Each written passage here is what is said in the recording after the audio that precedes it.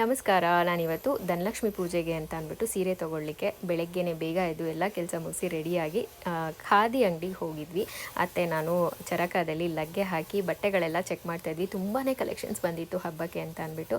ಆದರೆ ನಾನು ಏನೂ ಕೊಂಡ್ಕೊಳ್ಳಿಲ್ಲ. ದೇವ್ರಿಗೆ ಇಡಲಿಕ್ಕೆ ಅಂತ ಒಂದು ಸೀರೆ ಮಾತ್ರ ತೊಗೊಂಡು ನಾನು ಕಂಟ್ರೋಲ್ ಮಾಡಿಕೊಂಡು ಬಂದೆ.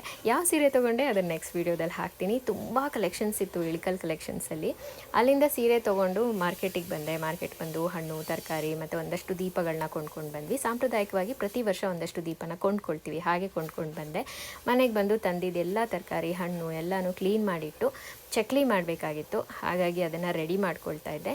ನಾನು ಇತ್ತೀಚೆಗೆ ಚಕ್ಲಿ ಹಿಟ್ಟು ಹೇಗೆ ಮಾಡೋದು ಅಂತ ಅಂದ್ಬಿಟ್ಟು ಒಂದು ವಿಡಿಯೋ ಹಾಕಿದ್ದೀನಿ. ಹಾಗೆ ಇವತ್ತು ಚಕ್ಲಿ ಮಾಡಿ ಒಂದು ವಿಡಿಯೋನ ಶಾರ್ಟ್ಸಲ್ಲಿ ಹಾಕಿದ್ದೀನಿ. ಲಿಂಕ್ನ ಕೂಡ ಡಿಸ್ಕ್ರಿಪ್ಷನ್ ಬಾಕ್ಸಲ್ಲಿ ಹಾಕಿರ್ತೀನಿ, ಚೆಕ್ ಮಾಡಿ.